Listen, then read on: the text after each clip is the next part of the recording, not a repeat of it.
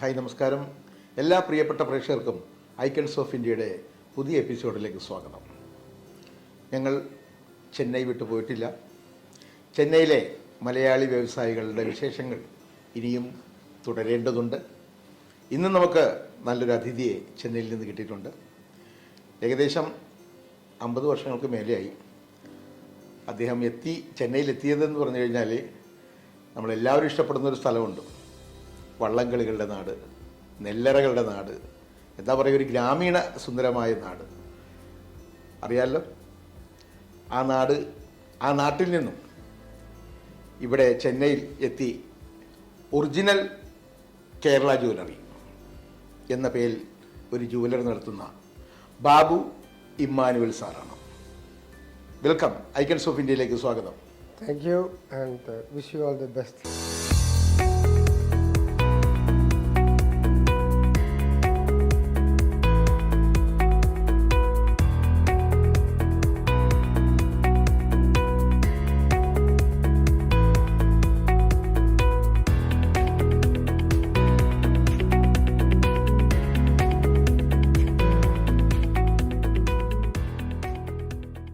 അപ്പോൾ കുട്ടനാട്ടിലെ വിശേഷങ്ങൾ പങ്കുവെക്കുവാൻ വേണ്ടി വന്നിരിക്കുകയാണ്. ഇത്രയും പ്രകൃതി രമണീയമായ ഒരു ഗ്രാമം, തോട്, പുഴ, നെല്ല്, തെങ്ങ്, എന്താ പറയുക, വള്ളങ്ങൾ, ഇന്നും ശോഭ കൂടാതെ തന്നെ അവിടെ ഉണ്ട് ഇതെല്ലാം. അപ്പോൾ ആദ്യം നമുക്ക് നമ്മുടെ ഈ ജ്വല്ലറിയുടെ വിശേഷങ്ങളിലൂടെ തുടങ്ങാം. അപ്പോൾ എങ്ങനെയായിരുന്നു ഇതിൻ്റെ തുടക്കം? സ്വർണ്ണ ഫീൽഡുമായിട്ട് 1933 തൊട്ടുണ്ട്. ഓക്കെ. അതായത് എൻ്റെ ഗ്രാൻഡ് മദർ ആയിരുന്നു ഇതിൻ്റെ ഇൻസ്ട്രുമെന്റൽ. ഞാൻ കുട്ടനാട്ടുകാരനാണെന്ന് സാറ് പറഞ്ഞെങ്കിലും കുട്ടനാട്ടിൽ നിന്ന് ഒരു വിവാഹം ചീരമ്പേരിൽ ഫാമിലി പൊൻകുന്നം കാഞ്ഞിരപ്പള്ളി സ്ഥലത്തോട്ട് മൈഗ്രേറ്റ് ചെയ്തു 1920s. അവരവിടെ ചെന്ന് എന്ത് ചെയ്യണം, കൃഷി ചെയ്യണോ അല്ലെങ്കിൽ വ്യാപാരം ചെയ്യണോ അല്ലെ ജോലി ചെയ്യണോ, ഇങ്ങനെ പല തുറയിലായിട്ട് ചെയ്തു. അപ്പം എൻ്റെ ഗ്രാൻഡ് മദർക്ക് കുറച്ച് സ്വത്തും കാര്യങ്ങളും ഒക്കെ ഉണ്ട്. പുള്ളിക്കാരത്തി മണിമേലക്കാരത്തിയാണ്. മണിമേല ഗ്രാൻഡ് ഫാദർ കല്യാണം കഴിക്കുമ്പോൾ ഞങ്ങളെക്കാൾ, അതായത് ഗ്രാൻഡ് ഫാദറിനേക്കാൾ കൂടുതൽ സ്വത്തും കാര്യങ്ങളൊക്കെ ഉള്ളത് ഗ്രാൻഡ് മദറിനായിരുന്നു. ഓക്കെ. അപ്പം അത് വെച്ച് പുള്ളിക്കാരത്തി അത് ഒത്തിരി പൊന്നും പണ്ടൊക്കെ കൊടുത്താ വീട്ടിൽ നിന്ന് വിട്ടത്. അപ്പം വീട്ടിൽ ഒരു ഈ ഗോൾഡ് സ്മിത്സിന് വാടകയ്ക്ക് കൊടുത്തൊരു സ്ഥലം ഉണ്ടായിരുന്നു. അപ്പം പുള്ളിക്കാരത്തിക്ക് എല്ലാ സൗകര്യങ്ങളും കൊടുത്തിട്ടുണ്ട്, എന്ത് വേണം ചെയ്യാം. അങ്ങനെ പുള്ളിക്കാരത്തിയുടെ കയ്യിലുണ്ടായിരുന്ന പണ്ടം പുള്ളിക്കാരത്തി മൾട്ടിപ്ലൈ ചെയ്ത്, അതായത് കുണുക്കെന്ന് പറഞ്ഞൊരു സാധനമുണ്ട്. അപ്പോൾ ക്രിസ്ത്യാനികൾക്ക് വേണ്ടി ഇത് ഭയങ്കര വെയിറ്റ് ഉള്ളതായിരുന്നു. അപ്പം ഈ ഗോൾഡ് പറഞ്ഞു വളരെ ലൈറ്റ് വെയിറ്റിൽ ചെയ്യാം, ഈ ഒരെണ്ണം കൊണ്ട് തന്നെ 3-4 കൂടെ ഉണ്ടാക്കി തരാമെന്ന്. ഇതായിരുന്നു സ്റ്റാർട്ടിങ് പോയിന്റ്. ഇത് ഉണ്ടാക്കി ലൈറ്റ് വെയിറ്റ് ചെയ്തപ്പോൾ പുള്ളിക്കാരത്തിൻ്റെ സഹോദരികൾക്കും എല്ലാവർക്കും വന്ന് കൗതുകമായി. അപ്പം അവരെല്ലാം ഇതിനെക്കുറിച്ച് അവരും ഗ്രാൻഡ് മദറിൻ്റെ അടുത്ത് വന്ന് കൂടുതൽ ചെയ്യിപ്പിച്ചുകൊണ്ട്. അപ്പോൾ പുള്ളിക്കാരൻ ചോദിച്ചു, കൊച്ചമ്മ എന്തുകൊണ്ട് കൊച്ചമ്മയുടെ ഭർത്താവിൻ്റെ അടുത്ത് വന്ന് ചെറിയ കടയിട്ട് വിടാം. അങ്ങനെ പുള്ളിക്കാരത്തി എൻ്റെ ഗ്രാൻഡ് ഫാദറിൻ്റെ അടുത്ത് പറയാൻ മോട്ടിവേറ്റ് ചെയ്ത് ആണ് മുട്ടാർ ജ്വല്ലേഴ്സ് എന്ന് പറഞ്ഞ് പൊൻകുന്നം ടൗണിലെ 1933 ഉണ്ടായ കടയുടെ അംശമാണത്. ഓക്കെ ചെയ്യുന്നത് 1933. അപ്പോൾ സ്വാതന്ത്ര്യം കിട്ടുന്നതിന് മുമ്പ് അവിടെ പൊൻകുന്നത്ത് ജുവലറി തുടങ്ങി അപ്പൂപ്പൻ. അതെ, അമ്മൂമ്മ അല്ല അപ്പൂപ്പന് അപ്പൂപ്പനും അമ്മമ്മയും കൂടി. അപ്പോൾ വലിയൊരു ചരിത്രം തന്നെയാണിത്. അതെ, വർഷങ്ങളായി. ഇപ്പൊ ഏകദേശം 100-100 പോകണം. അതിന്റെ ഒരു പാരമ്പര്യ ദീപശികയാണ് നമ്മുടെ ഈ ഒറിജിനൽ കേരള ജ്വല്ലറി അല്ലേ? അതെ. അപ്പൊ നമ്മുടെ ഈ ഒറിജിനൽ കേരള ജ്വല്ലറിയുടെ പ്രത്യേകത എന്താണ്? നമ്മൾ മറ്റുള്ള ജ്വല്ലറിയിൽ നിന്ന് നമ്മളെ ഒറിജിനൽ കേരള ജ്വല്ലേഴ്സ് എന്ന് പറയുന്നത്, ഞങ്ങള് എന്തും ചെയ്യാൻ, ഞാൻ പറഞ്ഞല്ലോ, ഞങ്ങൾക്ക് ഗോൾഡ് സ്മിത്സുമായിട്ട് നല്ല, അതായത് പഴയ വിശ്വകർമ്മന്മാര്, കേരളത്തിലെ ഏറ്റവും വലിയ വിശ്വകർമ്മന്മാര് ഉള്ള സ്ഥലമാണ് ആലപ്പി, ചങ്ങനാശ്ശേരി. അതെ. അവർ തിരുനെൽവേലി, മധുരയിൽ നിന്നൊക്കെ മൈഗ്രേറ്റ് ആയി അമ്പലങ്ങളും പള്ളികളും ഒക്കെ പണിയാൻ വന്നവരാണ്. പിന്നെ അവർ ഗോൾഡിലേക്ക് ഇറങ്ങി. അവരുടെ ഐക്യം എന്ന് പറഞ്ഞ് നമുക്ക് വർണ്ണിക്കാനാകത്തില്ല, അത്രയും കഴിവുള്ളവരാണ്. അപ്പോൾ അവരുടെ ഈ പണിക്കാരനാണ് പിന്നീട് സൗത്തിലോട്ട് പലയിടത്തോട്ട് സ്പ്രെഡായത്. ഇപ്പോൾ നിങ്ങൾ ചില എക്സിബിഷനൊക്കെ പോയാൽ മൈക്രോസ്കോപ്പിനകത്തൂടെ ആർട്ടിസ്റ്റിക് വർക്കുള്ള പണികളൊക്കെ ചെയ്യുന്ന extra ordinary genius gold smiths ഉണ്ട്. അതാണ് അവരുടെ ഈ ടാലൻറ്റ് വെച്ച് നമ്മൾ ഇവിടെ വന്ന് സ്റ്റാർട്ട് ചെയ്തു. ഇപ്പോൾ ഇവിടെയൊന്നും കിട്ടാത്ത ലൈറ്റ് വെയ്റ്റ് ജ്വല്ലറി വിൽക്കാൻ തുടങ്ങി. അതുകൊണ്ട് വളരെ ക്വിക്കായിട്ട് തന്നെ പേരും സ്ഥാപിച്ചു. അതായത് 58 തുടങ്ങിയെങ്കിലും ഒരു 60-65 ആയപ്പോഴത്തേക്ക് ഇവിടുത്തെ പോപ്പുലർലി നോൺ ഷോപ്പായി. ഇവിടുത്തെ ഉള്ള സ്റ്റാർസും സ്റ്റാർ കമ്പനി അന്നത്തെ കാലത്തെ ജമിനി ഗണേഷ്, സാവിത്രി, സരോജാദേവി, സൗക്കാർ, ജാനകി ഇങ്ങനെയുള്ളവർക്കെല്ലാം ഈ കടയായിട്ട് ബന്ധമുണ്ടായിരുന്നു. അതുപോലെ തന്നെ പൊളിറ്റിക്കൽ CN അണ്ണാദുരൈ അന്ന് ചീഫ് മിനിസ്റ്റർ ആയിരുന്നു. അവരൊക്കെ അവരുടെ ഭാര്യയും മക്കളും ഒക്കെ വന്ന് ഒത്തിരി പ്രോത്സാഹിപ്പിക്കുക. ഈ നമ്മൾ സ്വർണം വാങ്ങിക്കുമ്പോഴാണെങ്കിൽ തന്നെ നമ്മുടെ കേരളത്തിൽ നിന്ന് വാങ്ങിക്കുന്നതിനേക്കാൾ കുറച്ചും കൂടി പവിത്രമാണ്, കുറച്ചും കൂടി മാറ്റം കൂടുതലാണ് അറബി രാജ്യങ്ങളിൽ നിന്ന് വാങ്ങിക്കുന്ന സ്വർണം എന്ന് കേൾക്കാറുണ്ട്. ഇവര് ദുബായിലൊക്കെ പോകുമ്പോഴും സൗദിയിലൊക്കെ പോകുമ്പോൾ നല്ല സ്വർണം ഇവിടെയാണെന്നൊക്കെ ഒരു പറയാറുണ്ട്. അതിൽ എത്രത്തോളം സത്യം മാൻ മെയ്ഡ് ആണ്, ഇതൊന്നും വാസ്തവമല്ല. അല്ലല്ലേ? ഓക്കെ ഓക്കെ ഓക്കെ, ഇതൊന്നും വാസ്തവമല്ല. സി മേ ബി 22 ക്യാരറ്റ് എന്ന് പറഞ്ഞാൽ അതിനകത്ത് 91.66% ഓഫ് ഫൈൻ ഗോൾഡ് ഉണ്ടെങ്കിൽ അത് 22 ക്യാരറ്റ് ആണ്. അത് തന്നെ 99.99 ഉണ്ടെങ്കിൽ 24 ക്യാരറ്റ് ആണ്. അപ്പോൾ ഒരു ക്യാരറ്റ് വന്ന് 4.16 അഡൾട്രേഷൻ വന്നു കഴിയുമ്പോൾ ഒരു ക്യാരറ്റ് കുറയുന്നു. ഫോർ എക്സാമ്പിൾ 99.99 ഒരു 4.16% ഓഫ് അതർ ഇംപ്യൂരിറ്റി ചേർന്ന് കഴിയുമ്പോൾ 23 ക്യാരറ്റ്. ഇതിനകത്ത് അക്കാലത്ത് ഞാൻ പറഞ്ഞു 22 ആണെങ്കിലും ഈ 1-2 ക്യാരറ്റ് അതർ മെറ്റലിൻ്റെ ഇൻവോൾവ്മെൻറ്റ് വരുന്നു, അത് വിളക്കാനായിട്ടൊക്കെ. അപ്പോൾ അത് പ്യൂരിറ്റി കുറയുന്നു. ഇന്നത് കൺട്രോൾ ചെയ്യാം. Because we have got sophisticated soldering methods. Weldings ഒക്കെ തന്നെ ടെക്നോളജി ഉപയോഗിച്ചാണ് ഇപ്പോൾ സോൾഡർ ചെയ്യുന്നത്. അപ്പം വന്ന് ഒട്ടും ക്വാളിറ്റി കുറയത്തില്ല. 22 എന്ന് പറഞ്ഞാൽ 22 ക്യാരറ്റ് ഉണ്ടാകും. ഏകദേശം 1/2 നൂറ്റാണ്ടിന് മേലേക്ക് ഒരു ജ്വല്ലറി മുന്നോട്ട് പോകാന്ന് പറയുമ്പോൾ കസ്റ്റമേഴ്സിന്റെ ആ ഒരു അല്ലെ ഭയങ്കരമായിട്ടുള്ള ഒരു സപ്പോർട്ട് നമുക്ക് കിട്ടിയിട്ടുണ്ട്. അത് നമുക്ക് ഗുണത്തിനും അല്ല എല്ലാ ഗുണമേന്മയോട് കൂടിയാണ് നമ്മൾ സംശുദ്ധമായ സ്വർണ്ണമാണ് കൊടുക്കുന്നത്. അതിന്റെ സപ്പോർട്ടിൽ അത് നിലനിർത്തിയില്ല നമ്മൾ മാർക്കറ്റിൽ നിന്ന് പെട്ടെന്ന് വീട്ടിൽ പോകും. അപ്പോൾ തന്നെ ഭയങ്കര കോമ്പറ്റീഷൻ കാരണം എതിരാളികൾ ഇങ്ങനെ നോക്കിയിരിക്കുമായിരിക്കും, എന്താ അവരെ ഒരു കുറ്റം പറയാം. നിങ്ങൾ പലപ്പോഴും കാണുമായിരിക്കും പലരെയും കുറ്റപ്പെടുത്തുന്നത്. അത് കുറ്റപ്പെടുത്തുന്നതാണ്, അത് ചിലപ്പോൾ സംഭവിച്ചു പോകുന്നതല്ല. അതെ, ഈ നമ്മുടെ ഈ ഒറിജിനൽ കേരള ജ്വല്ലറിക്ക് ഈ പരസ്യങ്ങളൊക്കെ പല നടന്മാരെ കൊണ്ടൊക്കെ പരസ്യമൊക്കെ പറയിപ്പിക്കാറുണ്ടോ സാറേ? ചെയ്യാറേയില്ല. ഞങ്ങളുടെ പരസ്യം എന്ന് പറയുന്നത് എൻ്റെ അപ്പൻ പറഞ്ഞതാണ്, മേടിച്ചുകൊണ്ട് പോകുന്ന ആളൊരു തൃപ്തിയായിട്ട് 2 വാക്ക് പറയുവാണ്, അതിൽ കൂടുതൽ വലുപ്പമൊന്നുമില്ല. ഞങ്ങളിപ്പോൾ മദ്രാസ് വന്നിട്ട് 3ാമത്തെ തലമുറ ഞങ്ങൾ സെർവ് ചെയ്യുന്നത്. ഞങ്ങളുടെ ലിസ്റ്റ് നോക്കുവാണെങ്കിൽ ഒരു 10-20,000 പേരെങ്കിലും ഉണ്ട്.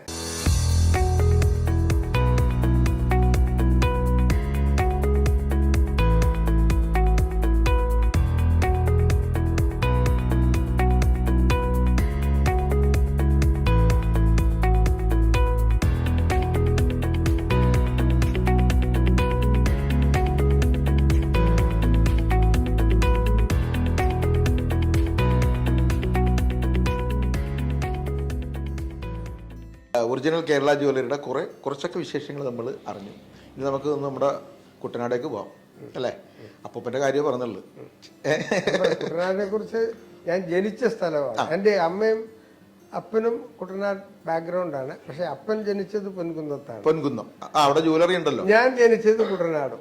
കാരണം എന്താണെന്ന് വെച്ചാൽ എൻ്റെ അമ്മ വീട് വെളിയനാട്. നാപ്പാങ്കളം എന്ന് പറഞ്ഞ വെളിയനാട് നമ്മുടെ മുട്ടാറിനടുത്തൊരു സ്ഥലമാണ്, ചെറിയ ഗ്രാമമാണ്. അമ്മ അവിടെ നിന്നാണ്. അച്ഛന്റെ പേരെന്ന് പറഞ്ഞോളൂ. എന്റെ അച്ഛന്റെ പേര് ഇമ്മാനുവൽ. അതാണ് ബാബു ഇമ്മാനുവൽ. അമ്മയുടെ പേര് മറിയമ്മ. നാടൻ പേരാണ്. എത്ര മക്കളായിരുന്നു സാർ? എനിക്കോ എന്റെ അല്ല സാറിന്റെ അച്ഛനും അമ്മക്ക്, അതായത് സാറിന്റെ ബ്രദേഴ്സ് ആൻഡ് സിസ്റ്റേഴ്സ്? എന്റെ ഫാദറിന് വന്ന് ഞങ്ങൾ 3 പേരാണ്. ഞാനാണ് മൂത്തത്. എനിക്ക് 2 സഹോദരികളാണ്. ഒരു സഹോദരി വന്ന് ചങ്ങനാശ്ശേരിയിലുണ്ട്. സഹോദരിമാരുടെ പേരൊക്കെ ഒന്ന് പറഞ്ഞേക്ക്. Baby and Rani. ബേബി വന്ന് ബാബുജി എന്ന് പറഞ്ഞ ആൾക്ക് ഭാര്യയായി. റാണി വന്ന് തോമസ് എന്ന് പറഞ്ഞ ആൾക്ക്. ഈ റാണിയും ഞാനും വന്ന് എക്സ്ചേഞ്ച് മാരേജ് ആയിരുന്നു. എറണാകുളത്ത് ജോസ് ഇലക്ട്രിക്കൽസ് എന്ന് പറഞ്ഞ ഒരു വലിയ കമ്പനി ഉണ്ട് ഇലക്ട്രിക്കൽ, അവരുടെ മകളെ കിട്ടിയിരിക്കുന്നു. ഭയങ്കര വലിയ കമ്പനിയാണ് ഇലക്ട്രിക്കൽ കമ്പനിയിൽ തന്നെ. നമ്മുടെ കൊച്ചുനാളിൽ ഞങ്ങൾ എപ്പോഴും കേൾക്കുന്ന ഒരു പേരാണ് ജോസ് ഇലക്ട്രിക്കൽസ്. അവർക്ക് 10 മക്കളായിരുന്നു. 5ഉം 10ഉം പെണ്ണായിരുന്നു, ബാക്കിയെല്ലാം ആമ്പിള്ളേരായിരുന്നു. Okay okay. ഞാൻ 10ാമത്തെ പെണ്ണിനെ ഓ കെട്ടി. ശരി ശരി. മോളി ബാബു. ഓക്കെ. സാറിന് എത്ര മക്കളുണ്ട്? എനിക്ക് 2. ആ അവരുടെ പേരൊക്കെ? ഇമാനുവലിന് മകനെ വിളിക്കുക നിക്കു എന്നായിരുന്നു ഞങ്ങൾ വിളിച്ചത് നിക്നെയിം ആയിട്ട്. പക്ഷെ അവന് വന്ന് അപ്പൻ്റെ അവൻ്റെ ഗ്രാൻഡ് ഫാദറിന്റെ പേരാണ് ഇഷ്ടപ്പെട്ടത്. So he's qualified S Emmanuel. പിന്നെ നമുക്ക് ക്രിസ്ത്യാനികൾക്ക് ബാപ്റ്റൈസ് ചെയ്യുമ്പോഴത്തേക്ക് കൊടുക്കുന്ന പെറ്റേണൽ മെറ്റേണൽ, അപ്പം അങ്ങനെ ഇമ്മാനുവൽ എന്നൊരു ഉണ്ടാകുക. അത് ഹീസ് യൂസിങ് ദാറ്റ്. മകളുടെ പേര് Nivia. Nivia is married to Kuriakose. And നിക്കൂസ് wife is from Alwaye, Anitha George എന്ന് പറയും. ഒരു അനീതയുടെ അപ്പനും വന്ന് കുട്ടനാട്ടുകാരനാണ്. പക്ഷേ മിഡിൽ ഈസ്റ്റിൽ പോയി പണം ഉണ്ടാക്കി ആലുവയുടെ നദിയുടെ തീരത്താണ് ഒരു നല്ല മക്കളാണ്. സാറിന്റെ ഭാര്യയുടെ പേര് പറഞ്ഞായിരുന്നു? മോളി ബാബു. മോളി ബാബു അല്ലേ സാറിന്? അതെ. ഇപ്പൊ സഹായിക്കുന്നത് ഭാര്യയാണ് മോളി ബാബു. അതൊരു ചെറിയ ചരിത്രമുണ്ട്. അത് പറഞ്ഞോളൂ സാർ. 1978 ഞങ്ങളുടെ മാരേജ്. 79. അപ്പം എറണാകുളത്തു നിന്നാണ് ഭാര്യ. അന്നത്തെ എറണാകുളം ഉണ്ടായിരുന്നു സാർ. 79 എനിക്കൊക്കെ ഒരു 8 വയസ്സുണ്ടാവും. ഞാൻ 71 ജനിച്ചത്. ഓക്കെ. അന്നത്തെ എറണാകുളം എന്ന് പറഞ്ഞാൽ ഇത്ര തിരക്കൊന്നും ഉണ്ടാവില്ല അല്ലേ? ഇല്ല, എറണാകുളം എന്നും എൻ്റെ അഭിപ്രായത്തിൽ അതിൽ ബ്യൂട്ടിഫുൾ പ്ലേസ് ആണ്. അതെ തീർച്ചയായിട്ടും തീർച്ചയായിട്ടും. അതെ. പിന്നെ റോഡുകളൊക്കെ ചെറുതായിരുന്നു, പക്ഷേ എങ്കിലും ഇറ്റ്സ് എ നൈസ് പ്ലേസ്. അപ്പം കല്യാണം കഴിച്ചു വന്നപ്പോഴത്തേക്ക് പുള്ളിക്കാരത്തിയുടെ കയ്യിലുണ്ടായിരുന്ന ആഭരണങ്ങളൊക്കെ നല്ല. അപ്പം ഫാദർ ചോദിച്ചത് എങ്ങനെയാണ് അല്ല, എനിക്ക് പലരുടെയും കയ്യിലെ കണ്ട് ആഗ്രഹിച്ച് ഞങ്ങളൊരു പർട്ടിക്കുലർ ജുവലെടുത്ത് പോയി ചെയ്യിക്കുന്നതാണ്. അപ്പോൾ എൻ്റെ ഫാദർ ഒരു കാര്യം പറഞ്ഞു, എടാ ഇവളൊരു അസാധ്യ സാധനമായിരിക്കും, നീ ഇവളെ വെച്ച് ഇവളുടെ ഐഡിയ അനുസരിച്ച് വേണം ജുവലറി ചെയ്യാനായിട്ട്. അത് ചെയ്യുവാണെങ്കിൽ നിനക്ക് നല്ല വെറൈറ്റീസും കിട്ടും. പുള്ളിക്കാരത്തിയെ കടയിൽ കൊണ്ടു കഴിയുമ്പോഴത്തേക്ക് അമ്മായിയമ്മയും മരുമോളും തമ്മിൽ കാണുന്ന കുറച്ച് സമയമുള്ളപ്പോഴത്തേക്ക് ഈ പോരൊന്നും ഉണ്ടാകത്തില്ല. അത് that will be A blessing for you എന്ന് പറഞ്ഞു. അതുപോലെ തന്നെ സംഭവിച്ചു. പുള്ളിക്കാരത്തിക്ക് ഇവിടെ വന്നു കഴിഞ്ഞ് ഓരോന്ന് കാണാനും എടുക്കാനും ഇന്നിപ്പം ഞാനല്ല കൂടുതൽ പർച്ചേസിന് പോകുന്നത്. ബോംബെയിൽ എക്സിബിഷനൊക്കെ പോയി കഴിഞ്ഞാൽ പുള്ളിക്കാരത്തി എന്നേക്കാൾ കൂടുതലറിയാം. ബിക്കോസ് ഓരോ സ്ഥലത്ത് ചെല്ലുമ്പോഴും നടകൂട ഭാവന അവർക്ക് ഇഷ്ടം. കാരണം ഏത് കടയിൽ കയറിയാലും പുള്ളിക്കാരത്തി എടുത്ത് ഐഡിയ ചോദിക്കും, അവരിരുന്ന് സെലക്ട് ചെയ്യാനായിട്ടുള്ള ഓപ്പർച്യൂണിറ്റി കൊടുക്കും. അങ്ങനെ we could procure some beautiful designs for our shop. അപ്പോൾ അച്ഛൻ പറഞ്ഞത് തെറ്റിയില്ല ഒരിക്കലും. എപ്പോഴും വന്ന് വലിയ പഠിത്തമില്ലെങ്കിലും പുള്ളി ഭയങ്കര എന്താ പറയുക വിഷ്ടമുള്ള ആളായിരുന്നു. അതെ. ഇപ്പം നിലവിലെ എല്ലാ ഇതും ഉത്തരവാദിത്തങ്ങളും മക്കളെ ഏൽപ്പിച്ചിട്ട് സുഖമായി സന്തോഷത്തോടു കൂടി ഇങ്ങനെ ഇരിക്കുകയാണ് സാർ തന്നെ സൂചിപ്പിച്ചു. ഉത്തരവാദിത്തം എടുക്കാനായിട്ട് വരുന്നില്ല. ഇല്ല, നമ്മൾ 73 വയസ്സ് വരെ സാർ. എനിക്ക് 72 വയസ്സ്. 72 വയസ്സ് വരെ സാർ ശരിക്കും അധ്വാനിച്ചു. ഭയങ്കര ഉത്തരവാദിത്തങ്ങളൊക്കെ തലയിലായി. അപ്പനാണ് അധ്വാനം. അല്ല സാർ, അധ്വാനം എന്ന് പറഞ്ഞാൽ നടത്തിക്കൊണ്ടു പോകാനുള്ള അധ്വാനവും കാര്യങ്ങളും ഉത്തരവാദിത്തവും. അവരുടെ അധ്വാനം ഞാൻ വന്ന് താഴോട്ട് നടക്കാതെ വെച്ചോണ്ട് പോകും. ഒരു സ്പിരിച്വൽ ഇൻട്രസ്റ്റ് വന്നിട്ടുണ്ട്. Born to a Christian family. അന്ന് ചുമ്മാ പേരിനുള്ള ക്രിസ്ത്യാനിയായിരുന്നു. പക്ഷേ ഇപ്പോൾ വയസ്സാവും തോറും വന്ന് മരണമുണ്ട്, സ്വർഗമുണ്ട്, നരകമൊക്കെ അറിയാൻ തുടങ്ങിയപ്പോൾ ഇതിനെക്കുറിച്ച് പല ധ്യാനങ്ങളും ഇതൊക്കെ കേൾക്കുമ്പോഴത്തേക്ക് അതിനോട് ഒരു ചെറിയ കമ്മ വന്നിട്ടുണ്ട്. ഇതിനെക്കുറിച്ച് സ്റ്റഡി ചെയ്യണം, പഠിക്കണം. ഇപ്പോൾ ഞാൻ ഒരു കഴിഞ്ഞ ആഴ്ചയിലും യൂറോപ്പിലൊരു സ്ഥലത്ത് മാതാവ് അപ്പിയർ ചെയ്യുന്നുണ്ടെന്ന് പറഞ്ഞ് ഞാനവിടെ പോയി. മിജുഗോറി എന്ന് പറയും. എല്ലായിടത്തും പോകാൻ ഒത്തിട്ടുണ്ട്. അതായത് ഫാറ്റിമ, ലൂർസ്, മാതാവ് എവിടെയൊക്കെ അപ്പിയർ ആയിട്ടുണ്ടോ അവിടെയൊക്കെ ഞാൻ പോയിട്ടുണ്ട്. അതിനുശേഷം എന്തോ ഒരാഗ്രഹം തുടങ്ങി ഒന്ന് സ്പിരിച്വലായിട്ട് ജോലി ചെയ്യണം. അപ്പോഴത്തേക്ക് ഒരു 2-3 മണിക്കൂർ ഞാൻ സ്പെൻഡ് ചെയ്യും ബൈബിൾ വായനയിലും ഇതൊക്കെ മനസ്സിലാക്കാനും മറ്റുള്ളവർ ചോദിക്കാനും മറ്റുള്ളവർ പറഞ്ഞ് യൂട്യൂബിൽ കേൾക്കാനും ഒക്കെ. ഇപ്പോൾ അതൊരു വലിയ താല്പര്യമായിരിക്കും അടുത്ത കാലത്ത്. അപ്പം മറ്റുള്ളവരോടൊക്കെ ഇൻട്രസ്റ്റ് കുറയാനും തുടങ്ങി. സാർ ഇത്ര നാളായിട്ട് ഈ വ്യവസായം നടത്തുന്നു. സാറിന് എന്തെങ്കിലും അംഗീകാരങ്ങൾ, എന്തെങ്കിലും അവാർഡുകൾ?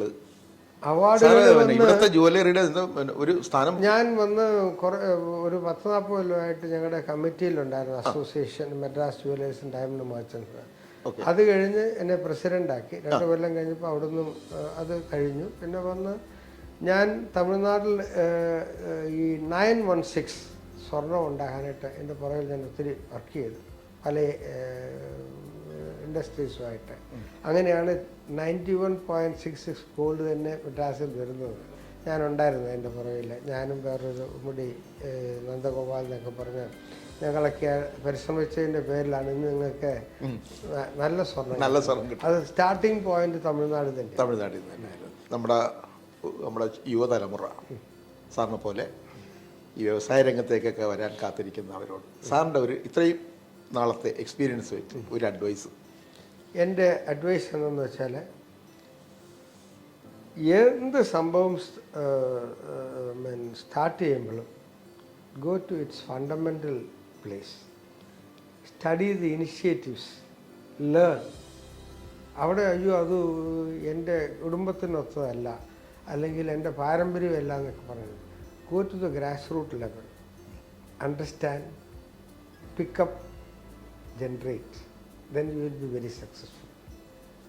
ഞാനൊരു MBA, എനിക്കങ്ങനെ വലിയ വിദ്യാഭ്യാസവും മറ്റേതൊന്നുമില്ല, എങ്കിലും വന്ന് ഒരു MBA ക്ലാസ് എടുക്കാൻ പോയപ്പോഴത്തേക്ക് ഞാൻ കുട്ടികളുടെ ചോദിച്ചു എന്ത് നിങ്ങൾക്ക് ആഗ്രഹം. അപ്പോൾ എൻ്റെ അപ്പന് ഇതൊക്കെ ഉണ്ട്, സ്വത്തുണ്ട്, അമ്മയ്ക്ക് ഇതുണ്ട്, ഞങ്ങൾക്ക് ഒരു ഇന്ന ഇൻഡസ്ട്രി തുടങ്ങാനായിട്ട്.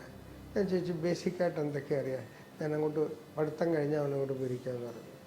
ഞാൻ പറഞ്ഞു നിങ്ങൾ ഒരു ഇൻഡസ്ട്രി തുടങ്ങണമെന്നുണ്ടെങ്കിൽ go to the grass root. അപ്പോൾ എൻ്റെ അടുത്ത് ചോദിച്ചു അക്കളുടെ ഒരു എക്സാമ്പിൾ പറയാമെന്ന് പറഞ്ഞു. കം ടു ടി നഗർ, ഞങ്ങളുടെ വെൻഡാഴ്സിൻ്റെ പണി നോക്കാൻ പറഞ്ഞു. അവരൊരു ദിവസം 2000 രൂപയായിട്ട് ഇറങ്ങിയാൽ സന്ധ്യയാകുമ്പോൾ അവർ 7000-8000 രൂപ പോക്കറ്റ് ചെയ്യും. പക്ഷെ അവരുടെ പഠിത്തം ഇല്ലായ്മ കൊണ്ടും അവരെ മറ്റു പലരും നിയന്ത്രിക്കുന്നതുകൊണ്ടും അതിലവർക്കൊന്നും ഉണ്ടാക്കുന്നുണ്ട്. But if they plan they would have been in a bigger position than us. അത് ഞാൻ അവരെ എപ്പോഴും മനസ്സിലാക്കിയിട്ട് പ്രോത്സാഹിപ്പിക്കുന്ന ഒരു വ്യക്തിയാണ്. ഒന്ന് കാണാൻ പറഞ്ഞു. അത് കണ്ടു കഴിഞ്ഞപ്പോഴത്തേക്ക് അവർക്ക് ഈ ഗ്രാസ് റൂട്ട് ലെവൽ പോയാൽ അത് സക്സസ്ഫുൾ എന്നുള്ളൊരു ഇത് മനസ്സിലായി. പലരും വന്ന് അപ്രിഷ്യേറ്റ് ചെയ്തു. No we should, even if my father has money, don't spend that, first learn from the grass root level.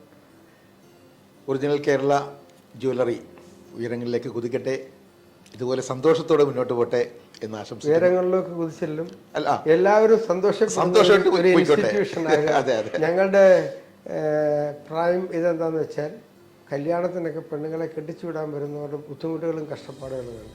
At least ഇവിടെ വരുമ്പോൾ they should feel they are at home. ആ ഹോസ്പിറ്റാലിറ്റി കൊടുത്ത് അവരെ പ്രോത്സാഹിപ്പിക്കുക എന്നുള്ളതാണ് ഞങ്ങളുടെ ഒരു തീരുമാനം. അത് കാണുമെന്ന്. അപ്പോൾ ഇത്രയും നേരം ഞങ്ങൾക്ക് വേണ്ടി ഐക്കൺസ് ഓഫ് ഇന്ത്യക്ക് വേണ്ടി സാറിൻ്റെ വിശേഷങ്ങൾ മനസ്സ് തുറന്നതിന് ഒത്തിരി നന്ദി. Thank you very much. Babu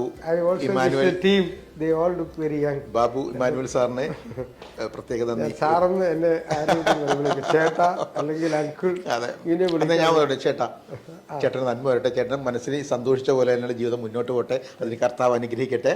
എല്ലാവിധ ആശംസകളും വീണ്ടും കാണാം. Thank you so much. All of you, all the best. Thank you, sir.